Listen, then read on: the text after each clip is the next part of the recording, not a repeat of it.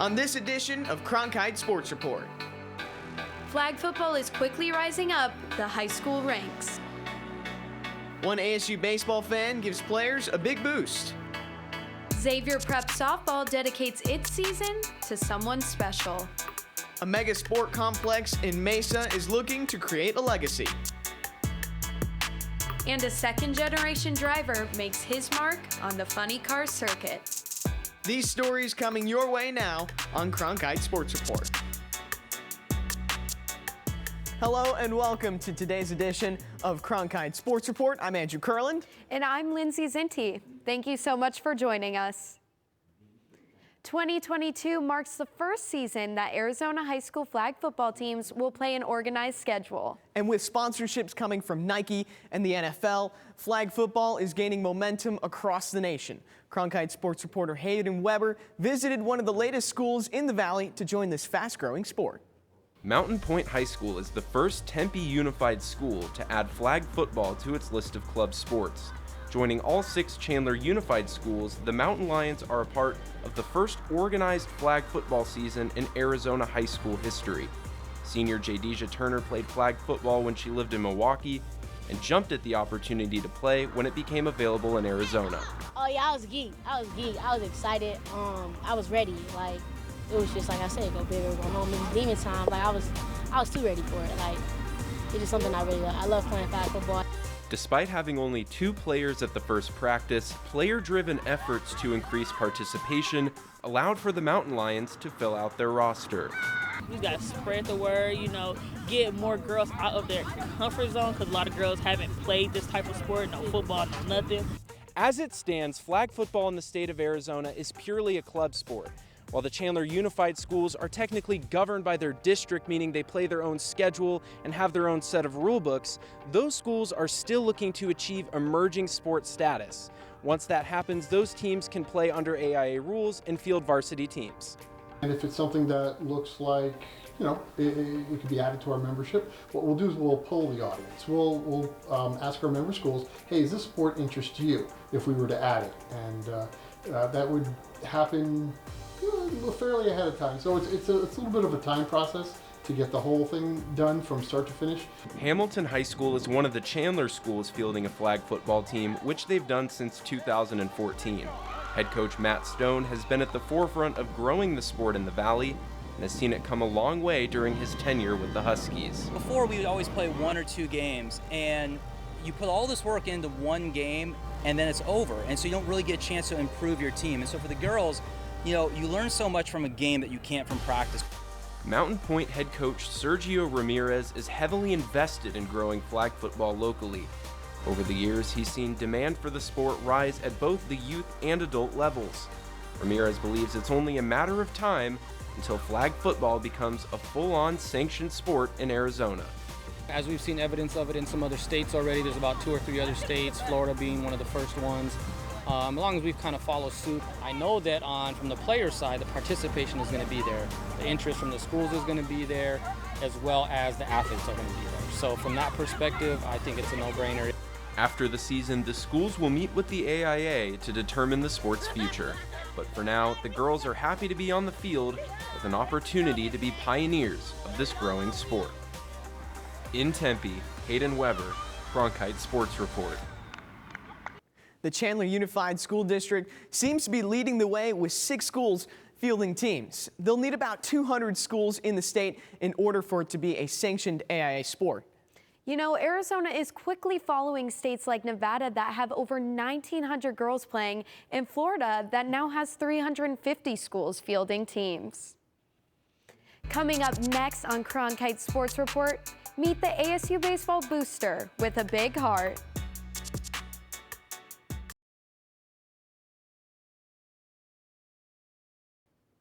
Welcome back to Cronkite Sports Report. Why don't we go to a story now about an ASU baseball fan that loves to win, but also cares for the athletes and their education. Cronkite Sports reporter Ashley Engel tells us who in Phoenix Municipal Stadium has a big heart.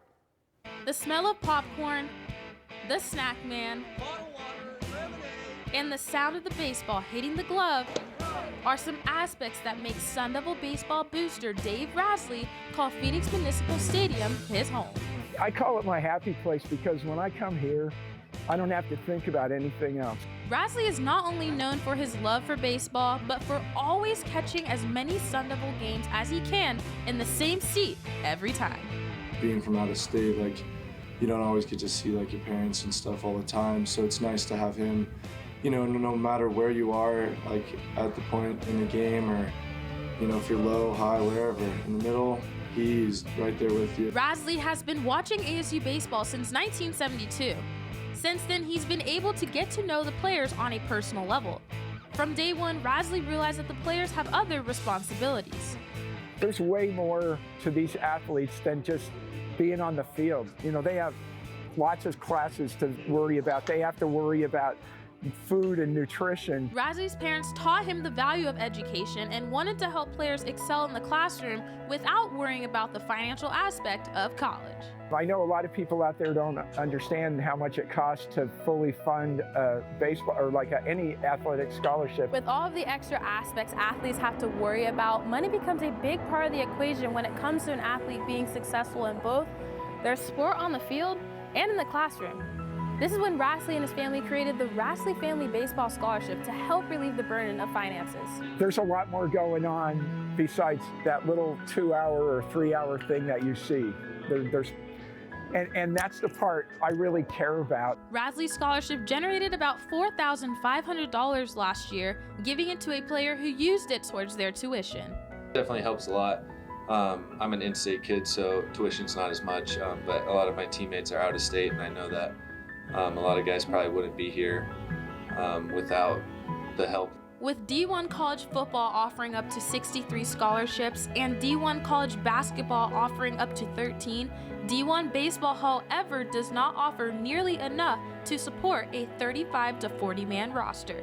It's really important for us. I mean, a lot of guys, families struggle to pay for school, and baseball only allows 11.7 scholarships, so it's like we need that extra help. Many people remember Rasley for his big heart in caring for others. Boyd Vanderkoy says that even when his life was on pause, Rasley was there with open arms. Went through a surgery last year, and he was always reaching out to me via social media, making sure I was okay. He's just like a really good friend to have around, and it's awesome that he supports us the way he does. He just wants to help people. That's all he cares about. He's a very just team guy, family oriented, just wants to help. With players coming from all over the country, Rasley feels honored to call the team his family. I feel like they're all my kids, and I enjoy that part of it. And that's what keeps Rasley returning to his favorite seat, supporting his favorite baseball team. In Tempe, Ashley Engel, Cronkite Sports Report. From baseball to softball, the Xavier College Prep Gators have had a whirlwind of emotions over the past year. After winning their first softball state championship last year, they are in the thick of a championship defense. But this season takes on special meaning after losing one of their own to cancer. Cronkite Sports reporter Benjamin Garcia has more on their season of remembrance. After winning their first ever state championship last year, Xavier Prep softball is poised to make a run at another title this season. Winning back-to-back championships seems hard enough, but for the Gators, doing it with heavy hearts is even more difficult. She looks to you for strength, and she looks to you to just keep going. But I do have to say, and I'm sure you'll hear this from these girls too, Kylie had a light inside her and a strength that was unmatched. And so I think we actually found strength in each other. The team is playing in honor of former pitcher Kylie Flo Rogers, who passed away last September after a 5-year on-again, off-again battle with Ewing sarcoma, an extremely rare cancer often found in children and young adults. Her teammates remember how Kylie faced her battle with cancer head-on, the only way she knew how, with a smile. You couldn't tell. Her personality never wavered. She was still one of the most positive people. She was still one of the happiest people I ever knew. She was always in a good mood. She was always trying to make other people happy. Originally misdiagnosed with a common case of bursitis in the hip, Kylie and her mother Mary Kay would soon learn that it was much more serious than they could have ever imagined. I think when you think of Kylie, that it really, if you have an image of her in your head, and it's kind of like just this light, and whenever you think about it, you can't do anything but smile. And after a year of inpatient and outpatient chemotherapy and major surgeries to resect her hip and most of her right femur, Kylie was pronounced cancer-free in March of 2018, with one goal in mind: pitch in the circle one more time. She went into her senior year here at Xavier, couldn't play anymore, unfortunately, because of her hip, but decided that she wanted to be part of the softball team. And really just was the most amazing spirit. Kylie never let anything get in her way of her goal to pitch again. And little did she know, her chance to pitch would come again on senior night to throw out the first pitch for the final time as an Xavier Gator. The feeling was electric in the crowd. I mean, there were obviously families and friends, not only Kylie, but all of the seniors to celebrate that. We had a large crowd, but importantly, a lot of her doctors, nurses, other medical providers, and it was just, there was so much support, so much love in the crowd. It was spectacular. The Xavier Gators have since then commemorated the home dugout to Kylie Flo Rogers and have dedicated the season to her, as they will continue to fight to secure another 6A state title. In Phoenix, Benjamin Garcia, Cronkite Sports Report. Our condolences to the Rogers family and a nice dedication by the Xavier Gators. Coming up next on Cronkite Sports Report, Legacy Sports opens a one-stop sports center in Mesa.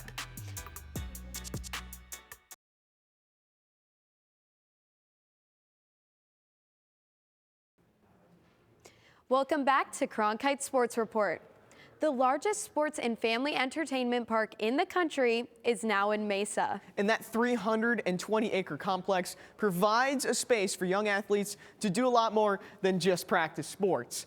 Cronkite Sports reporter Tyler Rolfs shows us what the park has to offer.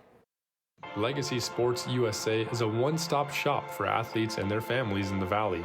From practice to training, concerts to dining, this facility has it all. The goal here at Bell Bank Park, powered by Legacy Sports USA, is to get everything under one roof. An athlete, whether you're a major league player, whether you're a youth athlete, all your services are right here. Legacy Sports offers fitness, performance, and recovery centers with chiropractors, physical therapists, and a hospital on site, along with nearly 200 different fields and courts throughout the complex. Our mission is to provide a safe, unbelievable experience, the best of the best playing facilities for anybody of all play types.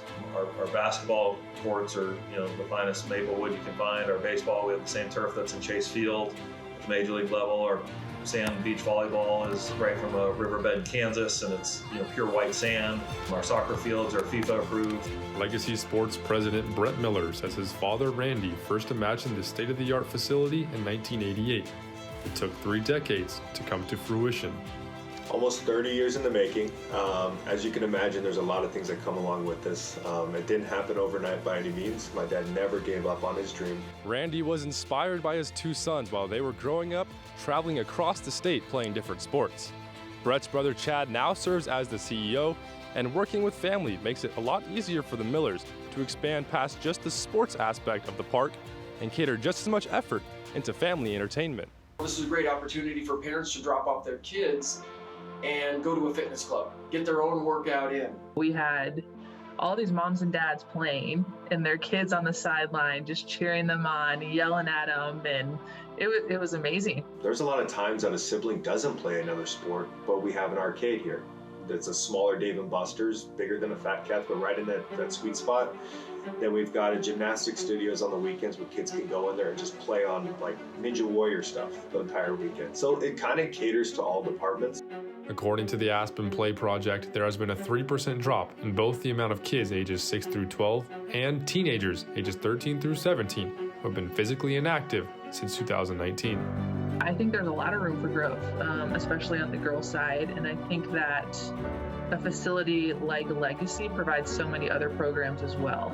Bell Bank Park is also becoming the new home of Park University Gilbert Athletics. For the first time, we're going to have a place we can call home. So we're extremely excited about our partnership with Bell Bank Park and Legacy Sports, and the opportunity it's going to provide us as an institution as we continue to grow. Park University Gilbert is only in its 3rd year of operation and is building its sports programs from the ground up, using Bell Bank Park as its athletic facility. An opportunity to create an atmosphere that's much like a college environment where all of our teams are going to be able to practice, they're going to be able to play, they're going to be able to train all in one location. So all of the things that we need to do to train high-level athletes and compete for national championships is going to be present at Bell Bank Park.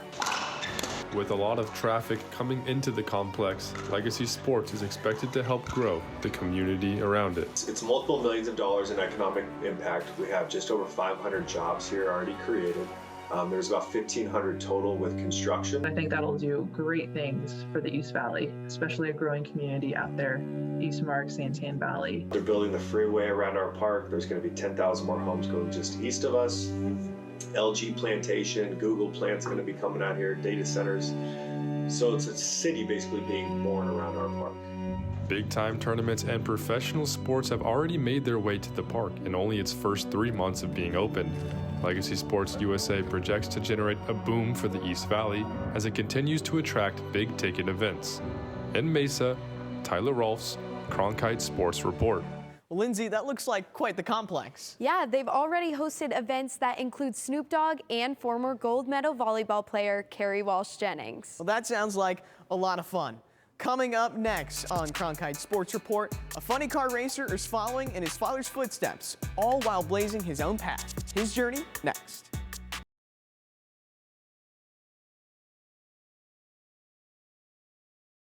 Welcome back to Cronkite Sports Report. We switch gears to the racetrack now, where the son of a funny car legend is carving his own path in the sport. But Andrew, his journey is not without its own twists and turns. Cronkite Sports reporter Brianna Isbell has the story of this driver's unconventional ride. 5 short months after earning his NHRA funny car license, Travis Shumake is going all in on the sport he grew up watching. The 36-year-old had never fully committed to the sport until now. Hesitant to follow in his famous father's footsteps, Shumake is ready to carry on the family legacy. You come home one day and say, hey, by the way, I'm about to turn our worlds upside down and become a professional race car driver. We're kind of rewriting history now. You know, I never got to meet Travis's dad, but when I see pictures of his dad, I see Travis in him, and now to see him in that race car, it makes me get emotional because it's like, I feel like I know his dad a little bit because of it. Travis's dad, Trip Shumake, was the 4th man in history to drive a funny car over 250 miles per hour, landing himself in the Arizona Racing Hall of Fame in 1996. 3 short years later, when Travis was just 15, Trip was killed in a hit-and-run accident.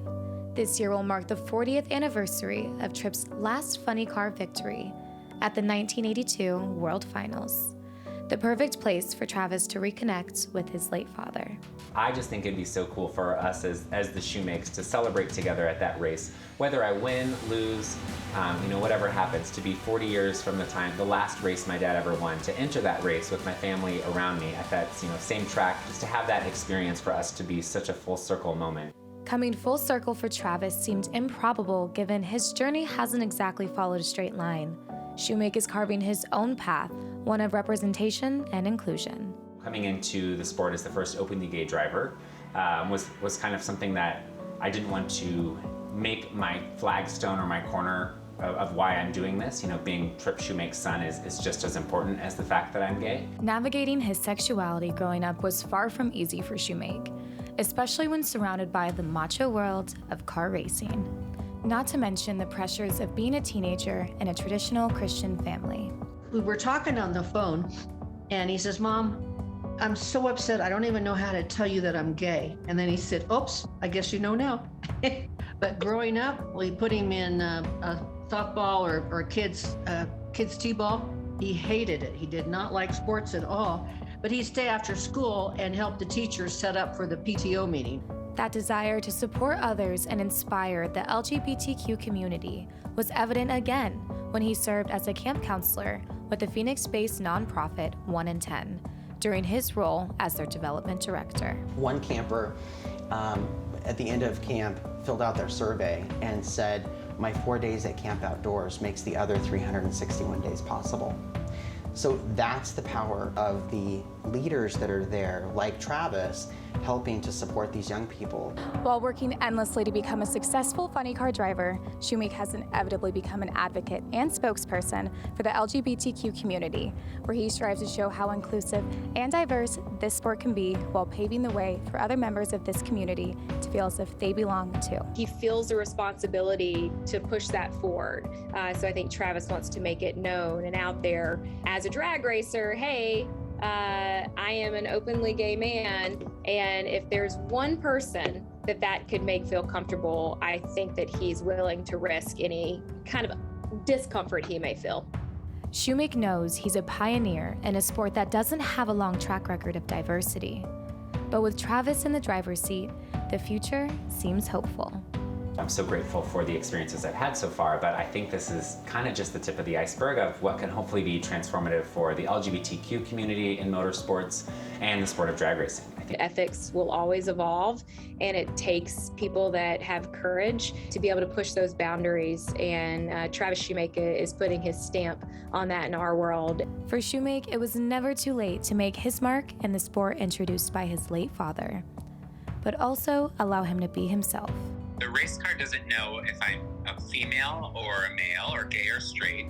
As he continues the Shumake legacy and chasing his own goals, this is only the beginning of what we will see from Travis Shumake. In Phoenix, Brianna Isbell, Cronkite Sports Report. Well, that's it for this edition of Cronkite Sports Report. I'm Andrew Curlin. And I'm Lindsay Zinti. On behalf of everyone involved, thank you for tuning in.